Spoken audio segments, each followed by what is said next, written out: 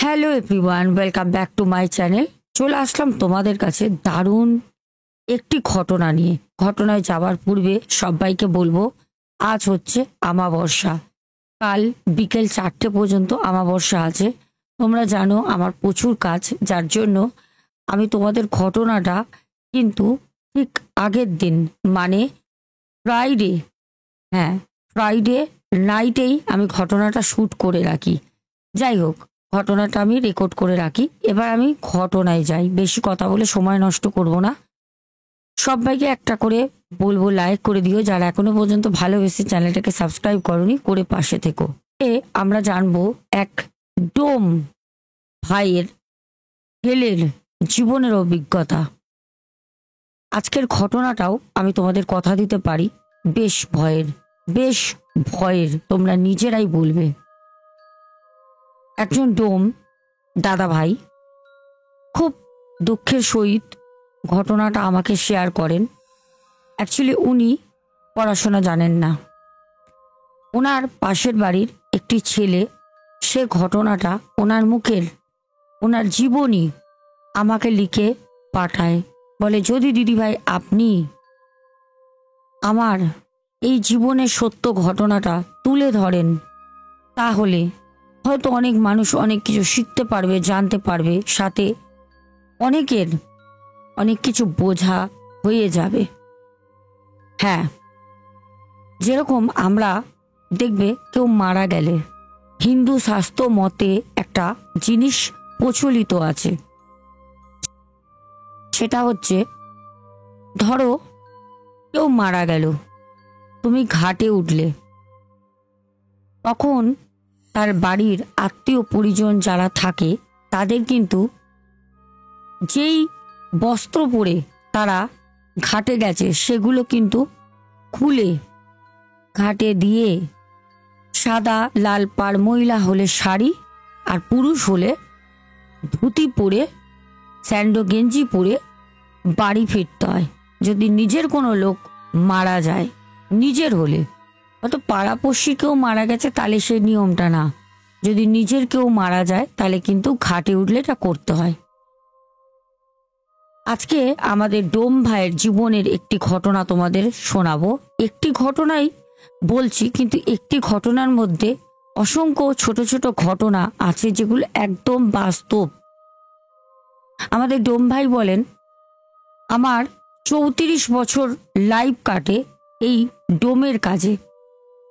এখন কিন্তু আমি রিটায়ার্ড, আর এই ডোমের কাজ কিন্তু সরকারি, এটা কিন্তু বেসরকারি না, এই কাজ সরকারি। আমাদের ডোম ভাই বলে, আমি তো লেখাপড়া পারি না, আজকে আমার জীবনের অভিজ্ঞতা আমি আমার পাশের বাড়ির একটি ভাইয়ের মারফতে লিখে পাঠাচ্ছি। যেরকম ভাবে আমি ওকে বলেছি সেরকম ভাবে ও লিখে পাঠাচ্ছে। আর দর্শক বন্ধুরা, ঠিক সেরকম ভাবেই যেরকম আমাদের ডোম ভাই ঘটনাটা বলেন লিখে অন্য একজন ভাইয়ের মারফতে, আর আমি ডোম ভাইয়ের মতো করে তোমাদের সামনে তুলে ধরছি।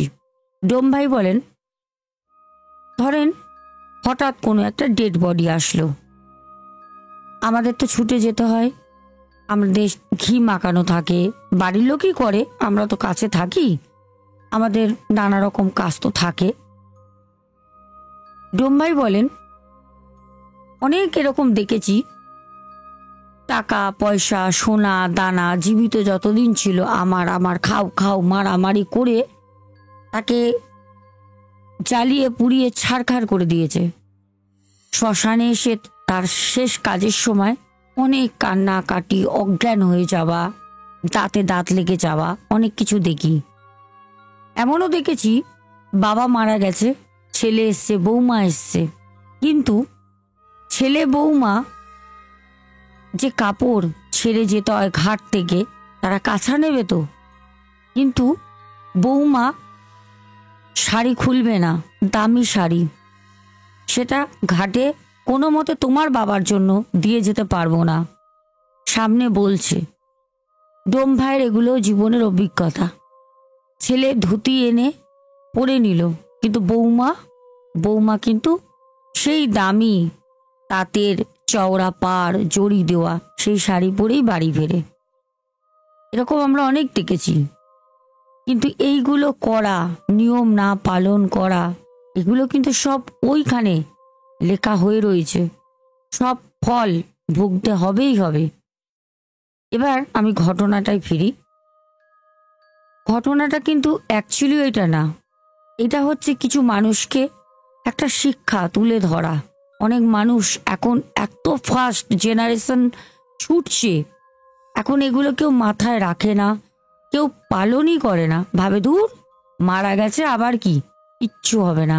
কিন্তু না, মাথায় রাখবে মৃত্যুটা হচ্ছে বাস্তব, বাস্তব সত্য হচ্ছে মৃত্যুটা।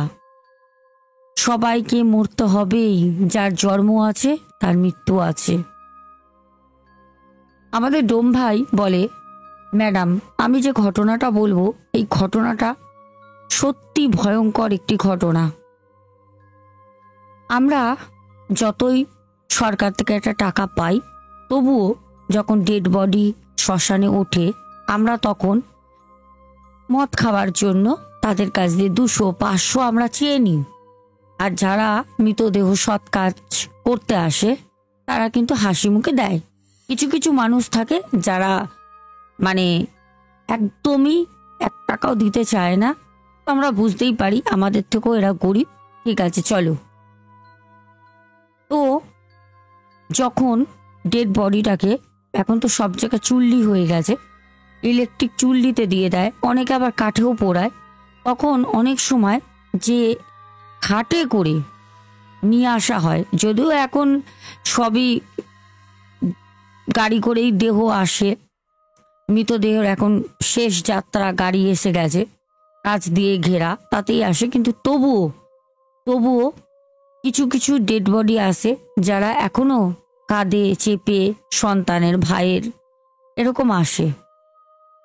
তো সেরকমই যে ডেড বডিগুলো আসে, মানে কাঠের যে খাটগুলো থাকে, ডেড বডি যখন আমরা ভিতরে দিয়ে দিই চুল্লিতে অথবা কাটে দিচ্ছি, এই খাটগুলো জড়ো হয়, সেগুলো আমরা জমিয়ে জমিয়ে জমিয়ে জমিয়ে আমরা বাড়িতে নিয়ে আসি। আমাদের ডোম ভাই বলেন, এবার হলো ঘটনাটা শুরু। বলেন এরকম আমার বাড়ির পেছনে একটা জঙ্গল আছে, অন্য লোকের, সে লোকের কোনো আসা যাওয়া নেই, তবে সেই জায়গাটা আমরা ব্যবহার করছি। ব্যবহার বলতে কি, যাতায়াত নেই। যত ডেড বডির খাটগুলো আসে সেই খাটগুলো আমি নিয়ে আসি। ওখানে 2টো ছেলে আছে, বাচ্চা বাচ্চা ছেলে, ওদেরকে 20 টাকা 30 টাকা দিয়ে দিই। খাটগুলো যত খাট পড়ে শ্মশানে, ওকে বলি যে তোরা দুজন আমার বাড়ির পেছনে রেখে দিয়ে আয়। এরকমই রাখতে রাখতে রাখতে রাখতে 1টা 2টো করে এখন প্রায় ভর্তি হয়ে গেছে। আমাদের ডোম ভাই বলেন, জানেন রাত বিগতে আমাকে শ্মশানে পড়ে থাকতে হয়। শ্মশানে আমাদের ছোট্ট একটা কামরা আছে, ওখানে আমরা 3-4টে ডোম থাকি। এবার কখনো কখনো হয়তো আর এক ডোম সে হয়তো ছুটি করলো, বাড়িতে কোনো কাজে রইল, আবার আর এক ডোম সেও হয়তো কোনো সময় ছুটি করলো, সেরকম আমিও ছুটি করি। আমি হঠাৎ একদিন বিয়ে বাড়ি আমার পড়ে, তো বিয়ে বাড়ি যখন পড়ে তখন আমি আমি আরো 2জন যে ডোম ছিল ভাই, ওদেরকে বললাম যে তোরা একটা কাজ কর, আজকে আমি রাতে আসবো না, আজকে আমার বিয়ে বাড়ি আছে, বউ বাচ্চা নিয়ে বিয়ে বাড়ি যাব। তো ওই 2টো ডোম ভাই আমাকে বলল, ঠিক আছে তুই চলে যা, কোনো অসুবিধা নেই, আমরা সামলে নেব। তো কোনো কোনো সময় মরা প্রচুর আসে বডি, কোনো কোনো সময় সেরকম বডি আসে না, ওই একটু পচা গলা বডিগুলো আসলে বা পুলিশ কেস বডিগুলো একটুখানি ঝামেলা হয়, এমনিতে কোনো ঝামেলা নেই। যাই হোক, আমাদের ডোম ভাইয়ের অভিজ্ঞতা, ডোম ভাই বলে আমি সেদিনকে সন্ধ্যা 7টার দিকে বাড়ি আসি, এসে সাবান টাবান দিয়ে স্নান করি, আমার বউ সাথে সাথে জামা কাপড় যেগুলো আমি শ্মশানে পরে থাকি ওগুলো ধুয়ে ধুয়ে মিলে দেয়। বলছে আমাদের বাড়ির পাশেই একটা বিয়ে ছিল, যেখানে না গেলে হতো না, যার কারণে মেয়েটাকে আমরা সামর্থ্য মতো জিনিসও দিই, খুব গরিব মেয়েটার বাবা মা, যার জন্য আমি, আমার বউ, আমার বাচ্চা ছেলে, আমরা ওই বিয়েটা নেমন্তন্ন খেতে যাই। তবে বলে রাখি, এই ঘটনাটা পুরোটাই কিন্তু হিন্দিতে আসে, আমি কিন্তু বাংলায় তোমাদের বলছি। আমাদের ডোম ভাই কিন্তু অ্যাকচুয়ালিও হিন্দু। আচ্ছা, তো যাই হোক, বলছে আমরা বিয়ে খেতে যাই, বাড়ির পাশাপাশি তো, তো আমরা ওই 9টার দিকে যাই, খাওয়া দাওয়া করে আসি। এসে প্রচুর খাওয়া হয়ে যায়, আসলে শ্মশানে থাকি তো, খাবার টাইম থাকে না, কখন খাবো। আর ওইসব বডি টডি পোড়াতে সবসময় একটু ড্রিঙ্ক করে থাকতে হয়, বাড়িতে আসলে ওটা হয় না, তার মধ্যে আবার বিয়ে বাড়ি যাব। তো সেখানে আমি বিয়ে বাড়িতে সেদিন পেট ভরে খেয়েছি, মাংস ঠাংস, পরোটা, লুচি, মিষ্টি, অনেক কিছু হয়েছে। খাওয়া দাওয়া করে এসে একদম বাড়িতে শুয়ে পড়েছি। তা আমার বউ বলল যে আচ্ছা তুমি তো আর যাবে না তো শ্মশানে?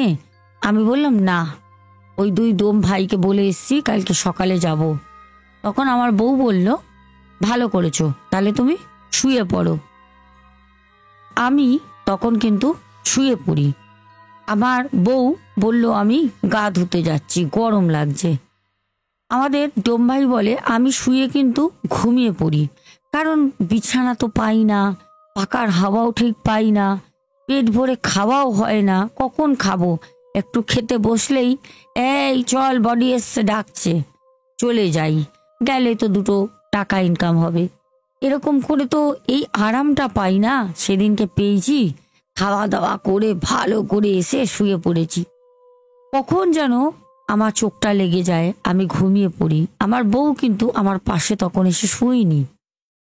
আমাদের ডোম ভাই বলে একটা খটখট খটখট খটখট করে কাঠ ভাঙার শব্দ পাচ্ছি। আমি কিন্তু খেয়ে যে শরীর নিয়ে, আমি ক্লান্ত শরীর নিয়ে কতদিন পর একটু রেস্ট করতে গিয়ে শুয়েছি, আমার কিন্তু ঘুমটা একদম সলিড হয়ে গেছে, আমি কিন্তু খুব ভালো ঘুমিয়ে নিয়েছি। কটকট মটমট করে যখন কাঠ ভাঙার শব্দ হয়, আমার না কানে অনেকক্ষণ ধরে আসছে একটা খট খট মট করে ভাঙার কিছু শব্দ। একটা সময় আমি ঘুরে আমার বউর দিকে তাকালাম, দেখলাম ও অগরে ঘুমাচ্ছে পাশ ফিরে। বুঝতে পারলাম তার মানে আমি অনেক আগেই শুয়ে পড়েছি। আনুমানিক আমি বাড়িতে 12টার সময় শুয়েছি, যখন আমার ঘুম ভাঙে তখন হচ্ছে 3:45, প্রায় ভোর হতে আসছে। আওয়াজটা অনুসরণ করছি, কোথা দিয়ে আওয়াজ আসছে।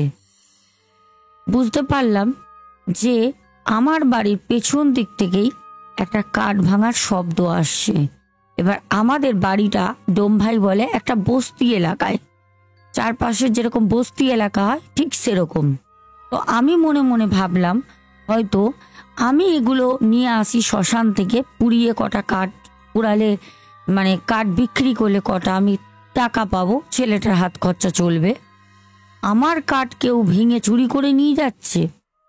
তখন দাদাভাই বলেন আমি অনেকক্ষণ ধরে ভাবলাম যে এই মরার খাট কে চুরি করে নিয়ে যাবে।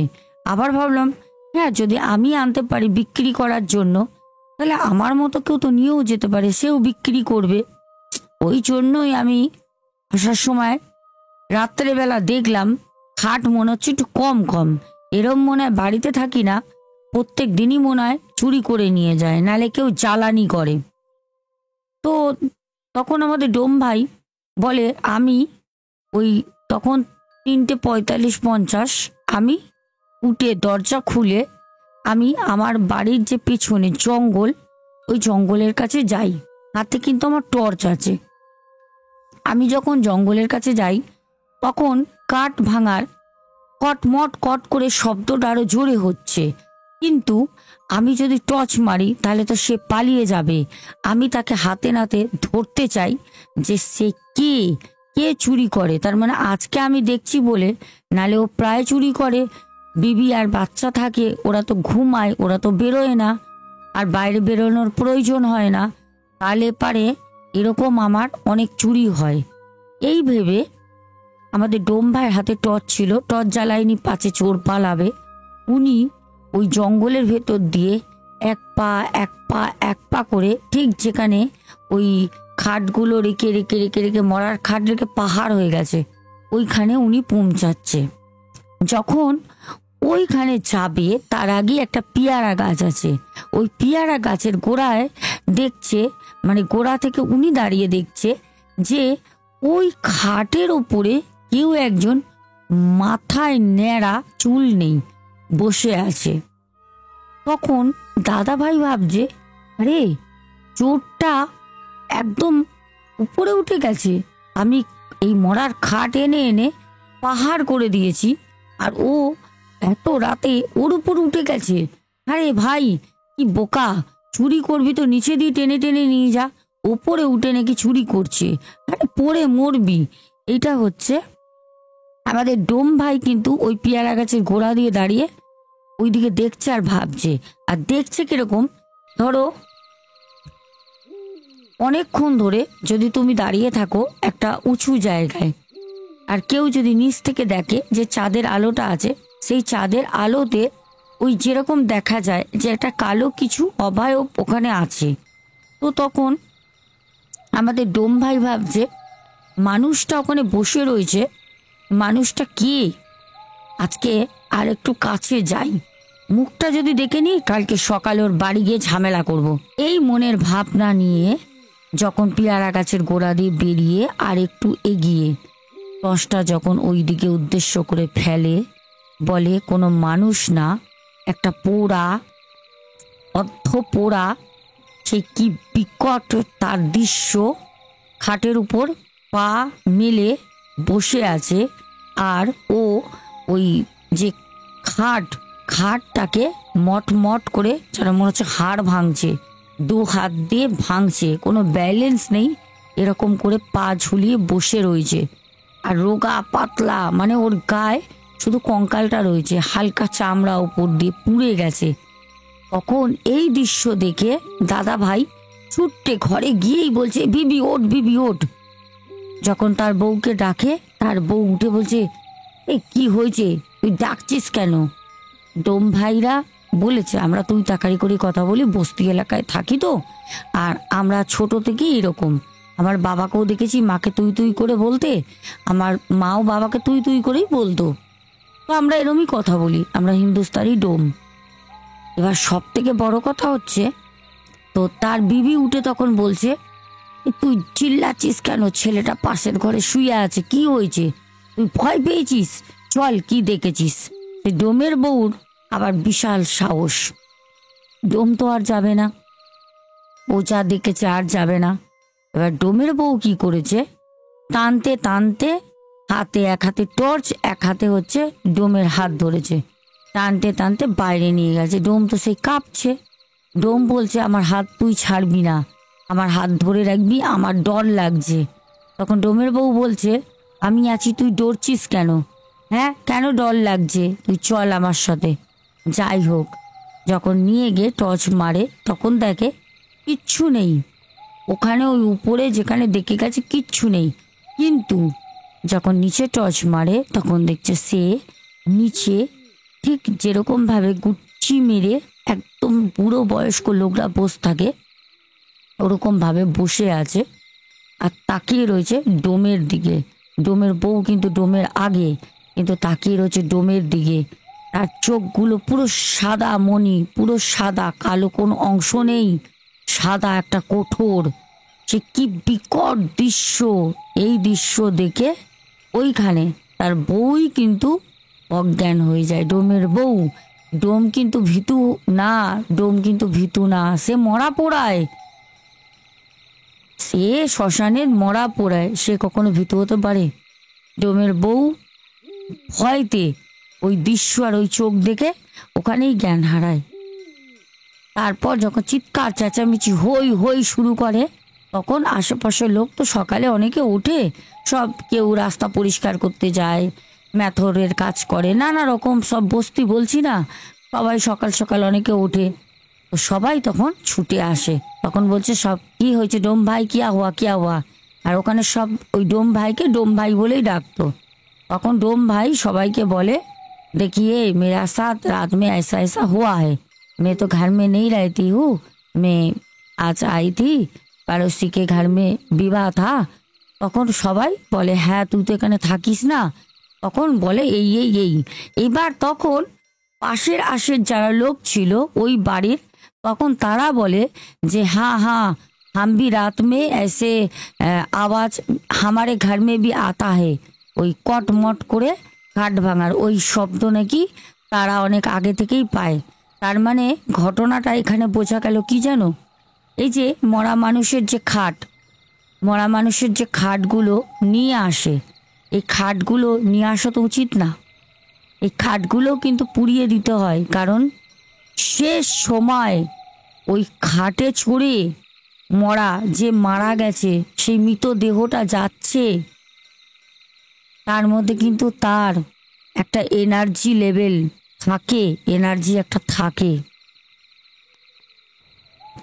কোনো মানুষই মারা গেলে সেই মানুষটা কখনোই শান্তি পায় না। খুব কম মানুষ আছে যারা স্বর্গে যায়, সে মানে লাখে একটা। ঠিক আছে, মানুষ আগুন দেওয়ার পর্যন্ত সে আত্মাটা ছোটাছুটি করে, বাড়ির পরিবারের লোক কেউ দেখতে পারে না। হ্যাঁ, আত্মা ছোটাছুটি করে। যতদিন মানুষ মরে যাবার পর 13 দিনের শ্রাদ্ধ শান্তি কাজ না হয়, ততদিন আত্মা যে মারা গেছে সে কিন্তু পরিবারের মধ্যেই ঘুরে বেড়ায়, সব দেখতে পায়, আমাকে কে কি বলছে, কে কাঁদছে, কে আমাকে গালাগালি করছে, সব দেখতে পায়। এই ছিল আমাদের ডোম ভাইয়ের ঘটনা। ডোম ভাই বলে ওর পর থেকে ম্যাডাম আমি আর মরা খাট কারোর আনি না, ওই শ্মশানেই পড়ে থাকে, ওই দিয়েই আবার মরা পোড়ানো হয়। এই হচ্ছে ঘটনা। তবে একটা ঘটনা আমি এর মধ্যে অ্যাড করব আমার নিজের দিদিমার। শোনো, আমার দিদিমা হট করে মারা যায়। উনি কিন্তু মানে একটা বলতে পারো প্যারানর্মাল কারণেই ওনার মৃত্যু হয় আমার নিজের দিদিমার। আমার দিদিমার ফটো পেলে আমি তোমাদের দেখাবো, আছে যত সম্ভব কোনো সময় দেব। আমার দিদিমা প্রত্যেকদিন সকালবেলা উঠে অন্ধকার থাকতে উঠে গামছা পরতো, বাড়িতে সবাই ঘুমাচ্ছে, বয়স হয়েছে আমার দিদিমার প্রায় তখন ধরে নাও 67 68 বয়স ওনার। তখন আমার দিদিমার সকালবেলা বাইরে ঘরে মামা ঘুমাচ্ছে, আমার মাসি ঘুমাচ্ছে ঘরে, আমার দাদু ঘুমাচ্ছে আলাদা ঘরে, আমার দিদিমা একা উঠতো, মাসি আর দিদা শুতো, উঠে বাসি নাইটি শাড়ি যা পরে থাকতো খুলে গামছা পরতো, বড় একটা গামছা জড়িয়ে নিয়ে, রাতের অন্ধকার তো, জড়িয়ে নিয়ে সে হেঁটে হেঁটে যেত হচ্ছে নিজেদেরই ভিটেতে জবা গাছ ছিল, লাল জবা হতো, পঞ্চ জবা, প্রচুর জবা ফুল হতো, বাড়ির ভেতরেও হতো, আবার পাঁচিল উপজে বাইরে হতো। এবার লোকে কি করতো, আকসি এনে, মানুষ জানো তো ভাবতো না যে যার বাড়ির গাছ সেও পুজো দেবে, এরকম সকালবেলা মানুষ চুরি করতে বেরোয় ফুল, মানে গাছ পুরো মুড়িয়ে নিয়ে চলে যায়।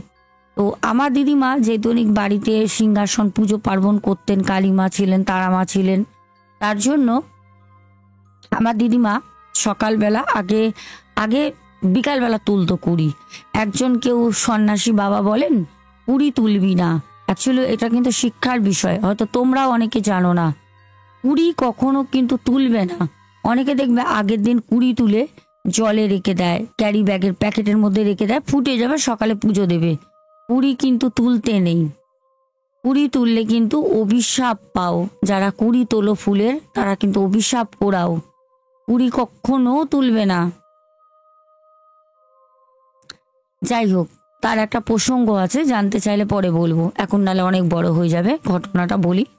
তো আমার দিদিমার সেরকমই সকালবেলা একদিন উঠে ওরকম বর্ষার সময় খুব পিছল হয়েছে, কদিন ধরে আমার মাসিকে আমার দিদিমা বলছে যে একটু ঘষে দিস, একটুখানি বালি ফেলে ঘষে দিস, তো আমার মাসিও সময় পায় না। যাই হোক, আমার দিদিমা প্রত্যেক দিন ওখান থেকে যাওয়া আসা করে, সেদিনকে ওখান থেকে যায়, দিদিমা খালি পায়ে ফুল তুলতে যায় হাতে ঝুড়ি নিয়ে, দিদিমা পড়লো না, দিদিমা ড্রেনের কাছে, দিদিমা আগে কি করেছে সদর গেটটা খুলে বাইরে বেরিয়েছে, বেরিয়ে পেছন দিকে যে জবা গাছের ডালগুলো উপচে পড়েছে, দিদিমা ওগুলো ভাবলো কিছুটা তুলে নি, কারণ বাইরের দিকে দেখবে ফল ফুল বেশি হয় নিজের আওতার থেকে, নিজের মানে নিজের বাউন্ডারিতে হয় না, বাইরে হয়। তো আমার দিদিমা সেগুলো তুলতে যায়। যখন তুলতে যায়, দিদিমা বেশ কিছু ফুল তুলে দেখে ছেড়ে দেয়, তখন বেশ অন্ধকার। দিদিমা বলে, দিদিমা যতদিন বেঁচে ছিলেন একটাই কথা বলেছেন, আমার পা ড্রেনে কেউ হাত দিয়ে, ড্রেনের ভিতর দিয়ে কোনো হাত বেরিয়ে আমার পা টেনে ফেলে দেয়। আর দিদিমা ওখানে জ্ঞান হারিয়েছিল, কারণ ড্রেনটা বেশ চওড়া আর বেশ ডিপ ছিল। দিদিমা তো বয়স হয়েছে, তোমাদের আগেই বললাম। দিদিমা প্রত্যেক দিনই ফুল তোলে, কিন্তু কোনোদিন হয় না ওরকম। আর সেদিনকে যেদিন করে সেদিন মঙ্গলবার ছিল, হয়তো অমাবস্যা পূর্ণিমা কিছু ছিল, কিন্তু বারটা মনে আছে, তবে কি ছিল তিথি সেটা মনে নেই। অনেক অনেক আগে দিদিমা আমার মারা গেছেন। তো যাই হোক, আমরা দিদিমা দাদুকে পেয়েছি। এবার পড়ে যাওয়ার পর জ্ঞান হারায়। তারপর যখন যারা ফুল তুলতে আসে তারাই তখন এসে আমার মাসির নাম করে ডাকে, মাসির নাম করে, মামার নাম করে। তখন তারা বেরিয়ে দেখে যে কি দিদিমা ওরকম সেন্সলেস হয়ে পড়ে আছে। ওই যে আমার দিদিমার পায়ে কোমরে প্রবলেম শুরু হলো, 2 বছর টানা ভুগেছে। ডাক্তার বদ্যি কবিরা সব কিছু করা হলো, সব জায়গায় যেতে সবাই বলল যে তোকে খারাপ জিনিস পা টেনে ফেলে দিয়েছে। আমার দিদিমাও বলেছে যে আমার মনে হয়েছে আমার পা ধরে কেউ টেনে আমাকে মুচকা মেরে ফেলে দিয়েছে, আমার দিদিমাও বলেছে।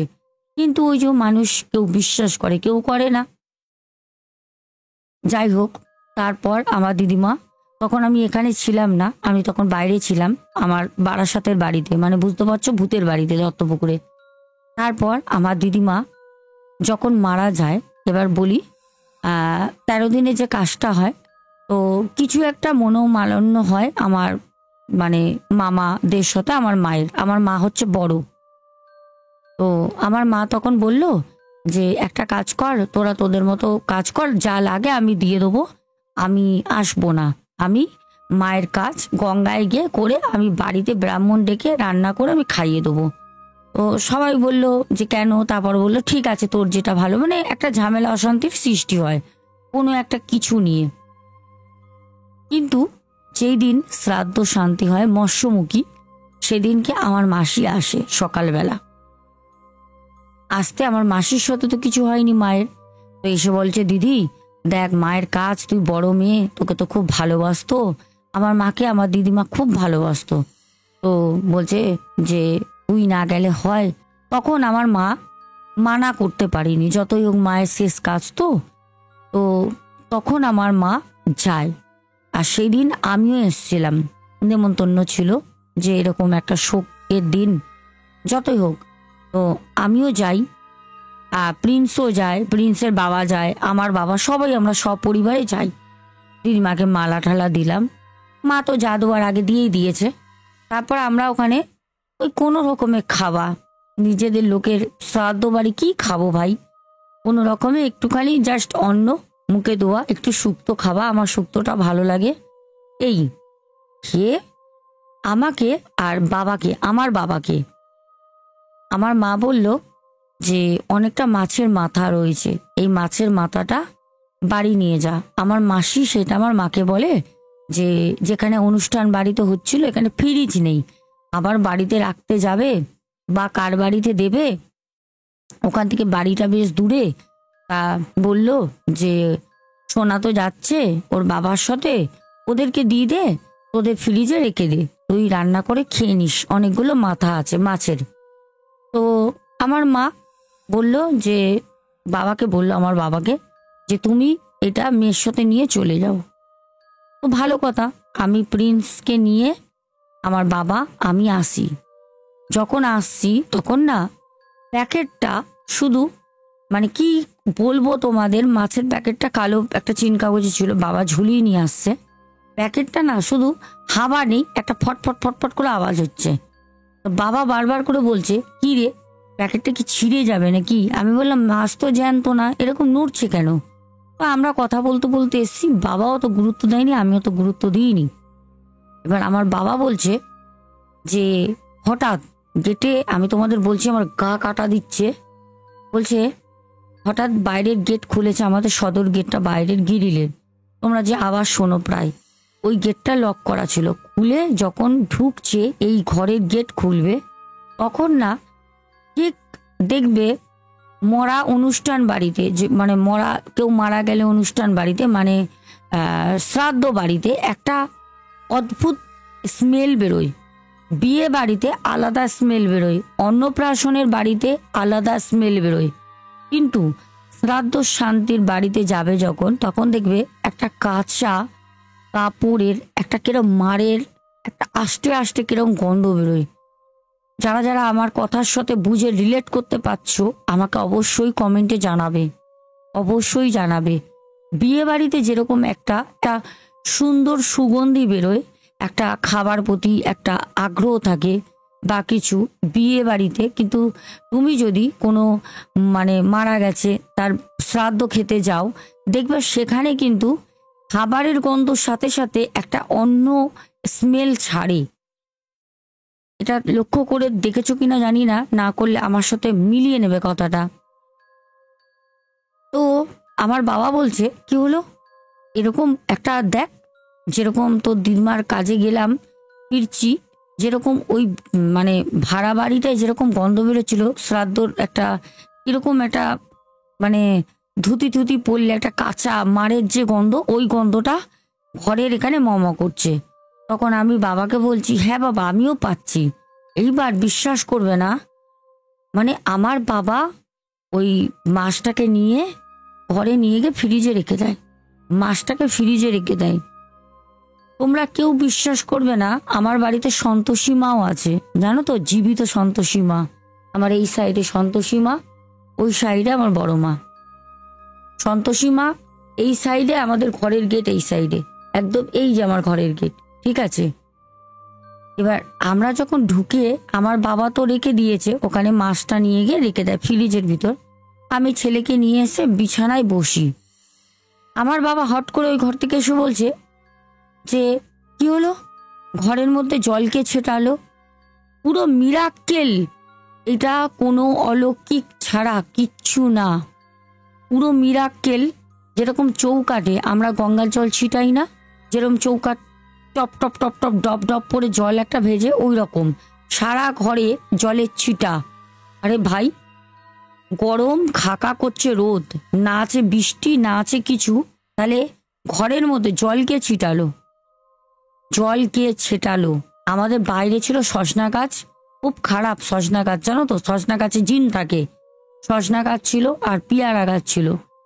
যখন আমার বাবা চিৎকার করে আমাকে বলছে যে সোনা, ঘরের মধ্যে গঙ্গার জলের মতো জলকে দিয়েছে, এমনকি চৌকাটে জলকে ছিটিয়েছে, ঘরের মধ্যে জলকে ছিটিয়েছে, যখন বাবা বলে বাইরে বেরোয়, বিশ্বাস করবে না, আমাদের বাইরে সজনা গাছ আর পিয়ারা গাছ হু হু হু হু করে হাওয়া দিয়ে চলে গেল। তখন 3টে 3:30 বাজে, দুপুর বেলা, হাওয়া দিয়ে চলে গেল। আমার বাবা বলল নিশ্চয়ই তো দিদিমা পেছনে এসছিল, কারণ যতই হোক দিদিমা তো এখন মারা গেছেন, দিদিমার বাড়ি থেকে মাছের মাথাটা এনেছি, আর আমার দিদিমা মাছের মাথা প্রচন্ড ভালো খেতেন, প্রচন্ড ভালো। যাই হোক, ওই মাছের মাথা কিন্তু দিদিমাকে রান্না করে দেওয়ার জন্যই ছিল। এবার রান্না হয়ে গেছে একটা তাড়াহুড়োর মধ্যে, তার মধ্যে গ্যাস শেষ হয়ে গেছিল, একটা মানে খুব খারাপ মানে একটা বিষয় হয়ে গেছিল, যার কারণে দেরি হয়ে গেছে, লোক কখন দেবে এইসবের জন্য মাছের মাথাটা কিন্তু রান্না করা হয়নি। কারণ তোমরা সবাই জানো, কেউ মারা গেলে তার প্রিয় প্রিয় খাবারগুলো দিতে হয়। তাহলে কি দিদিমা এসেছিল?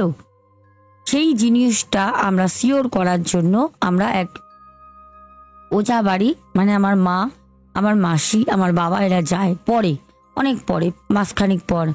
তখন সে শুনে বলে তোর যে মা, মানে আমার মাকে বলে তোর মাই পেছনে পেছনে গেছিল, কারণ তোর মা ভাবছে এটা আমার জন্য এনেছিল, তাহলে এইটা আমার জামাই কেন নিয়ে যাচ্ছে, এটা তো আমার, ওর জন্য পেছনে পেছনে গেছিল। আর ঘরে যে জল আমি বললাম সেটা আর কেউ না, বলে তোর ঘরে যে ঠাকুর আছে সন্তোষী মা, কে ওখানে জল ছিটিয়ে বন্ধন করে দিয়েছে, ওর মায়ের আত্মাটাকে ঘরে প্রবেশ করতে দেয়নি।